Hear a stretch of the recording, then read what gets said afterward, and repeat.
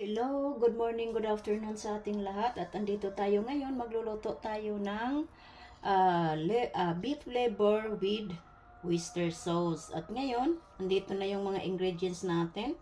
Mayroon tayong onion at nilagyan natin ng konting capsicum. Mayroon tayong 2 spoon na cornstarch at 2 spoon din na tubig. Tinunaw na natin dito. May 3 tayong kutsara na kalamansi, mayroon tayong bawang, at andito na yung liver natin. At lalagyan ko lang siya ng kunting mushroom. Kaya ito, mag-measure na tayo sa oyster sauce natin. Gagkuha lang tayo ng 4 na tablespoon ng oyster sauce at gagamit tayo ng spoon. Kaya ayan, 2 spoon ito, kaya 2 sukat lang dito. Okay. Ayan. At 4 na, 'di ba? At 2 soy sauce naman na natin, ang ginamit natin ay silver swan. Pero gagawin ko lang siya ng 1 kalahati. Kaya dito tayo 1 kalahati kasi baka maalat at hindi na naman natin makain. At alam naman natin na may high blood tayo. Kaya ayan. Yan siya. Andyan na yung 2 ingredients. At mayroon tayong asin. Ayan. Asin at black pepper to taste. Kaya ayan. Kaya hahaluin natin to siya. Okay, gagamit tayo dito ng kutsara. Ayan. Halo lang. Okay. At dito yung kalamansi natin. Kalamansi talaga to ha. Bumili talaga ako ng kalamansi. Ayan, halo-halo lang siya. Ayan na yung frying pan natin. Malalim siya ng konti. Dito natin lulutuin yung beef liver natin. Okay. So ngayon, mainit na ng konti yung oil. Ilalagay na natin yung liver natin. Ayan.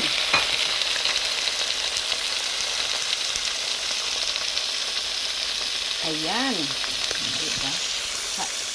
Hahaluin natin siya.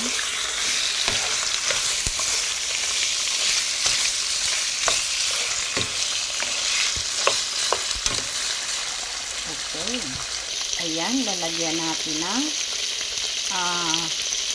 liquid seasoning. Maganda kasi yung liquid seasoning kasi simplado na siya, diba? Ayan. With kalamansi ito ha, yung liquid seasoning ko. Ang bango, ang bango. Ang bango niya. Seasoning pa lang yan ha.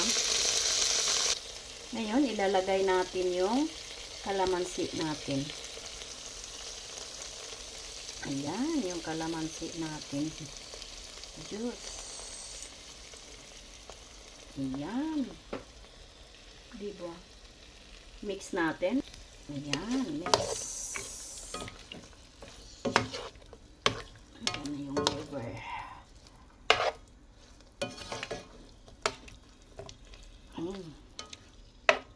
Mukhang masarap ito.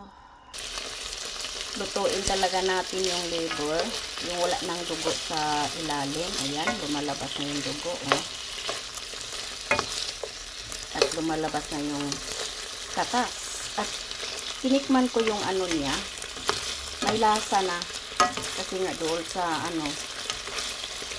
liquid seasoning with kalamansi. At nilagyan din natin ng kalamansi. Hindi natin inubos yung 3 spoon. Ayan. Halo-halo lang hanggat maluto yung ilalim ng liver natin. Ayan, tatanggalin natin yung beef, yung liver natin. I-set aside natin. Okay. At dito tayo gagawa ng sauce. Wala naman siyang tiningnan ko ay wala nang dugo sa gitna ng liver natin. Kaya set aside natin, tatanggalin natin yung liver dyan sa frying pan. Ayan, inilipat natin sa katamtaman lang laki na frying pan. At ngayon, lalagyan natin siya ng garlic. Okay. 2 spoon na garlic. Dito lang siya natin niloto. Kasi yung aroma ng liver ay nandito. Kaya ayan lang siya. Okay. Bango.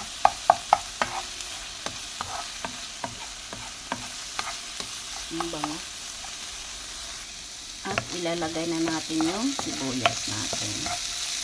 Okay. Ayan, sibuyas natin. Regular size lang yung sibuyas natin, mga kalanggat. Ayan.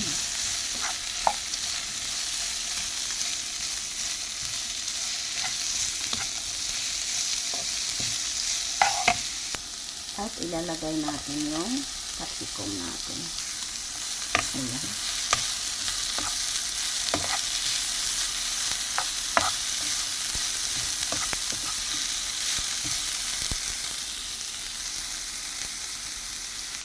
At ayan, ilalagay natin yung soy sauce at saka yung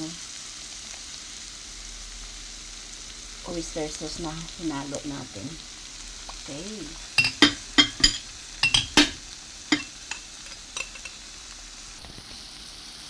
Ayan. Halo lang.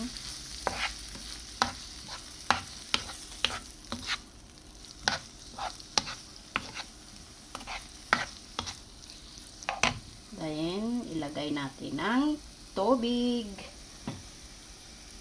Yung mangkok, lagyan na natin ng tubig. Yung natin, parang masimaw talaga. Ayan. At halo na naman. Nakasanti ng konti yung apoy. Ayan. Andyan na siya. Mukhang masarap. Nakita ko to sa YouTube. Ginaya ko na naman. Okay? Pero nilagyan ko siya ng twist. Instead ginger, ay capsicum yung nilagay ko kasi ayaw nga ng anak ko yung ginger. Kaya, ayan, may twist ako. Capsicum yung nilagay ko. Ayan. Ayan, kumulo na siya. Ilalagay natin yung mixture natin kanina na cornstarch. Pero, dandahan lang natin, tsansa lang natin yung lapot niya. Kasi hindi din maganda kung malapot na malapot, di ba? Ayan.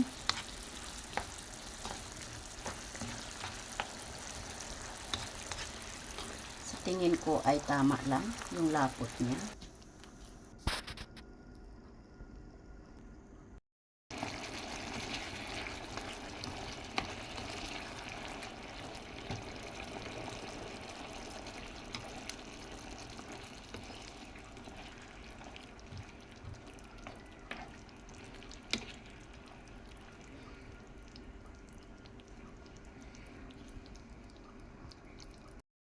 Ayan, prito natin yung 4 na tablespoon na garlic at ito yung pang-topping natin doon sa beef liver natin. Halo-haluin lang to siya ng halo-haluin lang para maging brown lang yung pagkaluto niya, hindi sunog. Para pag kinain mo lalong masarap. Ano ko lang din to twist kasi yung pang-topping doon sa YouTube ay garlic. Hiniwa niya ng strips. Ayaw nga ng ko. Kaya gagawin ko lang siya ng bawang para masarap. Ayan, nag-golden brown na siya. Malapit na siyang maluto. Ayan, naluto na yung natin, oh. Kaya ilalagay natin siya sa ibabaw. Pang-topping natin sa liver natin. Ayan. Para magiging mabango at yummy.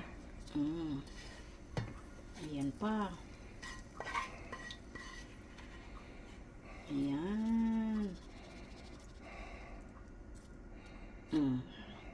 Okay, maraming salamat sa inyong lahat. Ayan na siya. Buong topping natin ay garlic. At yan, mukhang nako. Kaya bago ang lahat, tayo mag-end. Shoutout kay Kuya Bal Santos Matubang, Kuya Bal, Kalinga Prab, Ate Edna Vlogs. At sa 6 na mga ambassadors sa Sorsogon, Davao, Gumaka, Naga, Samar, at sa India. At sa mga kasamahan ko sa Kalingap Strikers, shoutout sa inyo dyan. Kaya hanggang dito na lang tayo. See you in next vlog, next upload.